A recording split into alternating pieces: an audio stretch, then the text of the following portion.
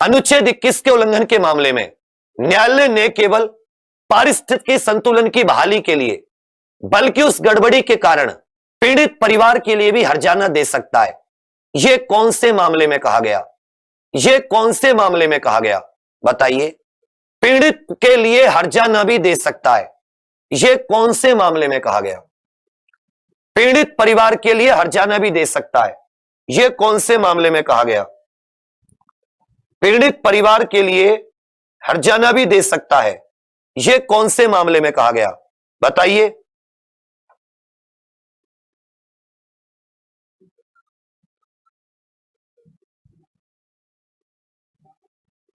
बिल्कुल सही।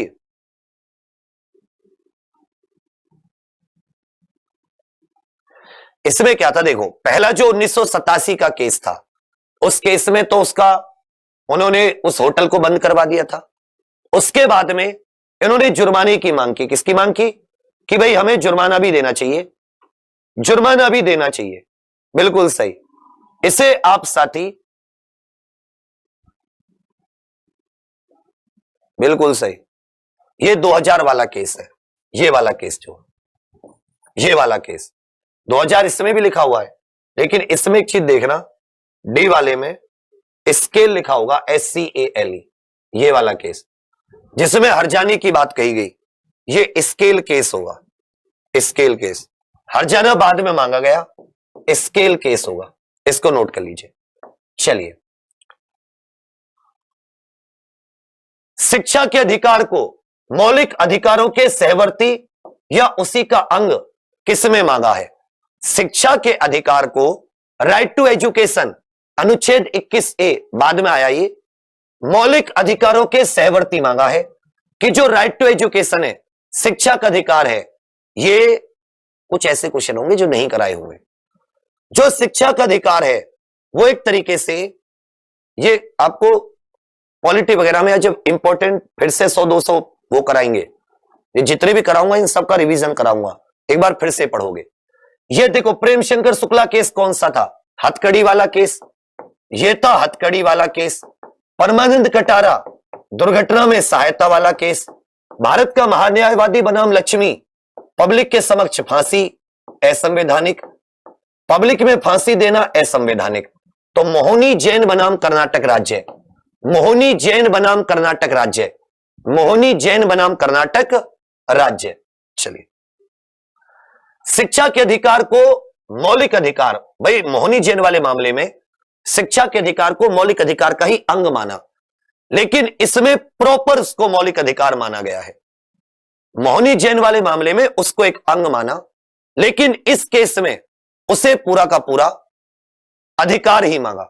ये उन्नी कृष्णन केस है, उन्नी कृष्णन, इसको आप ये भी कह सकते हो उन्नी कृष्णन केस। ये उन्नी कृष्णन नाम है।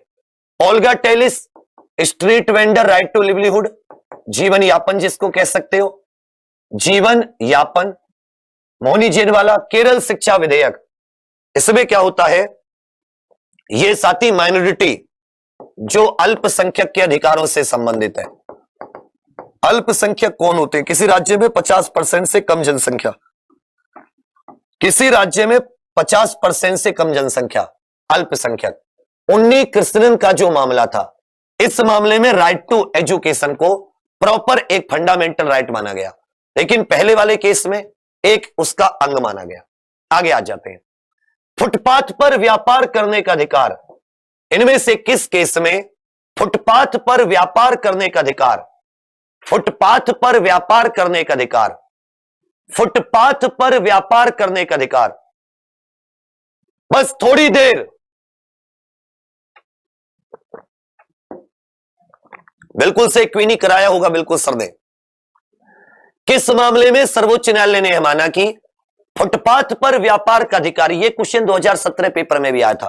मोहनी जैन, उन्नी कृष्णन दोनों, बिल्कुल सही।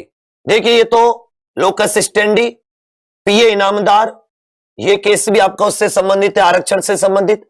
अभी बताया था ओल्गा टेलिस वाले केस में सौदान सिंह केस में लिखा था, सौदान सिंह बनाम नई दिल्ली समिति, सौदान सिंह बनाम नई दिल्ली नगर समिति। सूचना के अधिकार को मानवाधिकार के रूप में, सूचना के अधिकार को मानव अधिकार के रूप में सर्वोच्च न्यायालय द्वारा पहली बार मान्यता दी गई थी।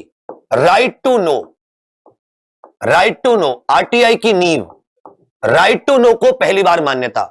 एसपी गुप्ता, इंडियन एक्सप्रेस, सचिव सूचना और प्रसारण मंत्रालय या विशाखा बनाम राजस्थान? विशाखा बनाम राजस्थान। बस थोड़े से और बचे, थोड़ी देर और हिम्मत कर लीजिए। ये तुम लोगों का ही फायदा है बच्चा, तुम लोगों का ही। सौदान सिंह केस में कहा था वैसा। एसपी गुप्ता बनाम भारत संघ, इसी केस में साथी पीआईएल और मजबूत हुई थी। पीआईएल से जुड़े कई चीजों पर विस्तार पूर्वक चर्चा की थी। इसी में राइट टू नो, इसी में राइट टू नो, अभी थोड़ी देर पहले बताया था, राइट टू नो पहली बार जज से संबंधित कुछ केस था। ये जज से संबंधित भारत के सर्वोच्च न्यायालय ने किस मामले में कहा, भारत के सर्वोच्च न्यायालय ने किस मामले में कहा कि मतदाताओं को चुनाव लड़ने वाले उम्मीदवारों के का भूत जानने का अधिकार है। भूत का मतलब है कि वो कितने पढ़े लिखे, उन्होंने क्या क्या किया, कितना क्राइम किया, उनके बारे में सब कुछ जानने का अधिकार है। उनके बारे में सब कुछ जानने का अधिकार है। उम्मीदवारों के credentials, right to know the antecedents, कितने अपराध किए, कितनी संपत्ति है, कितने पढ़े लिखे, कितने अंगूठा टेक है।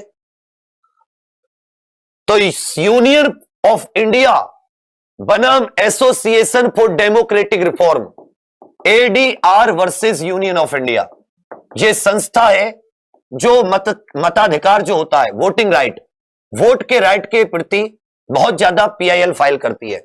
तो एडीआर बनाम union of India, union of India versus association for democratic reform, इसी ने उम्मीदवारों के एंटीसीडेंट्स जानने का अधिकार है।